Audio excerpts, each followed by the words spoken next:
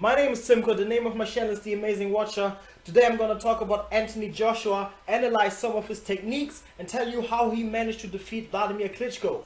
I'm not going to talk about, obviously he's very powerful, but rather in boxing you need to plant strategic advantages way ahead, because boxing is a science, boxing is a chess game. And now I'm going to talk about how Anthony Joshua plans strategic advantages which gives him dominance over his opponent. Joshua is very good at countering. Joshua is very good in exchanges, and he also has a strategic mind, and he also happens to be quick on the trigger. And I will talk about some techniques that he uses throughout his career and especially against Klitschko. So let's get to it. So what Joshua likes to do is counter, because some fighters, they dodge and then come with the counter punch, but Joshua directly counters, lets his opponent run into his fists. So the next time that the opponent wants to attack him, he will think twice. So that enables Joshua to make the opponent attack with a lesser frequency. So let's look at what he does to Dillian Whyte with his left hook. While Whyte is trying to hit Joshua with the jab, Joshua catches him with a quick left hook. He completely stops Whyte momentum with this hook. The exact same thing happens when Dominic Brazil tries to throw his jab and Joshua catches him with his hook. To catch Joshua with one of these punch shots, but I love it. How few times Brazilians get through with punches. The upper body movements get the replay. Here you see Joshua stopping his opponent's attack with what was so effective against Klitschko, his uppercut. Oh, Brazil comes back with one.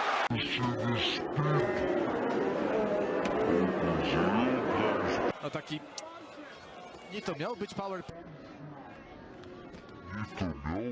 So how is Joshua able to be successful with a wide punch while his opponent is throwing a straight punch? It has a lot to do with that Joshua is quicker on the trigger and he commits to his punches at an early stage of the fight. So in the early stages of the fight, the opponent will be intimidated by his power, which will give Joshua the strategic advantage because his opponent won't commit as much as he does throughout the fight. These are the first seconds of the Brazil fight, and Joshua is coming out with power. He's committing to every punch. And here are the first seconds of the third round, and he's doing exactly the same thing. He commits to his punches. This is how he gets into his opponent's head, because now his opponent is somewhat anxious and he's intimidated by Joshua's intensity. He does this in every fight because what he's doing is giving his opponent psychological terror, right? Because they will feel the pressure, and because they feel the pressure, they will start making mistakes. Then Joshua in turn will profit from these mistakes and then will be able to counter his opponents more easily. And he does exactly the same thing against Klitschko. There's another thing that makes Joshua very dangerous. He wins exchanges, because when it comes to brawling, he's so explosive, he's so fast that he manages to get ahead of most of exchanges that I see him engage in. My guess is that there is something he adapted out of his time as an amateur, because in amateur boxing you can't plan this fight strategically. You have to have a higher punching frequency, and while you are within the exchange you have to do your defensive maneuvers and basically play high-speed chess and think on your feet. I see him doing the same thing against Klitschko, where the first rounds were very vital, like who is able to establish his pace quicker in the fight. And what Joshua's doing here, he's quick on the trigger, that's why I see him winning the first couple of rounds, and he's very vicious. Whenever Klitschko hits him, Joshua is making sure that he makes him pay and establishes some psychological pressure early on. Joshua commits to everything while Klitschko is still figuring things out, still feeling him out, trying to establish the distance and his rhythm, but Joshua is even committing to the punches that he misses. He's trying to hurt Klitschko early on. He's trying to win respect and trying to find the pace and the dominance and to control early on.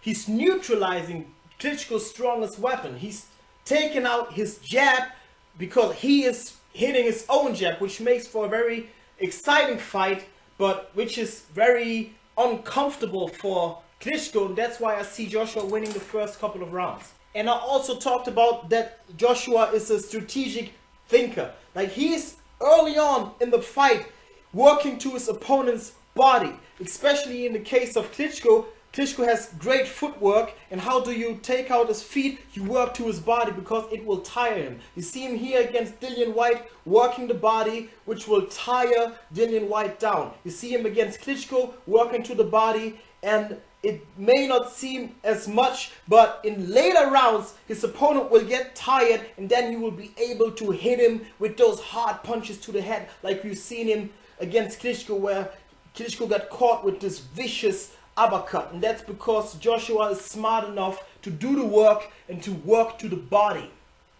Now when you look at Klitschko, you often see Klitschko holding. Like, a lot of boxing fans, enthusiasts, they complain about it, but actually it is a very intelligent defensive maneuver, because when you hold, your opponent can hit you, and a true champion doesn't take return fire. And it's not like in those Rocky movies that you punch me, I punch you, and the tougher guy will stay standing. No. If you want to dominate in boxing, if you want to be a true champion, you can't take return fire. And you see Klitschko hitting his opponents and then holding him. You see Golovkin doing this kung fu type of jabbing and blocking with the right hand at the same time. Like, every champion has his own thing. You either sidestep or you block or you counter. And Klitschko often is holding and using control. He's holding, using head control, no angle here, and that's exactly the same technique that Klitschko uses against Joshua too.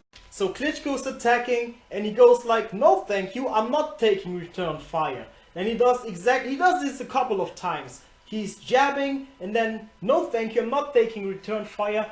Joshua is very explosive, right? So Joshua becomes aware of what Klitschko is doing. He has been doing it like a couple of times. And then Joshua begins to react, controlling the distance so he can bring in his counter uppercut as Klitschko struggles to hold him down. Klitschko jabbing, holding, and BAM! That is very quick thinking and a very intelligent move by Joshua. And the brilliant thing is, because Joshua has been working so well to the body, it is getting harder and harder for Klitschko to tie him down. So boxing is a science, right? You can't use one thing to win a fight. But because Joshua is using a combination of techniques, he starts out early, he adds psychological pressure, he's quick on the trigger, he's countering, he's adapting strategically during the fight, and that's what makes him deliver this vicious punch in the end of the fight, because he has been preparing, adapting and evolving throughout the fight. But don't forget, it's not about being good, it's always about getting better.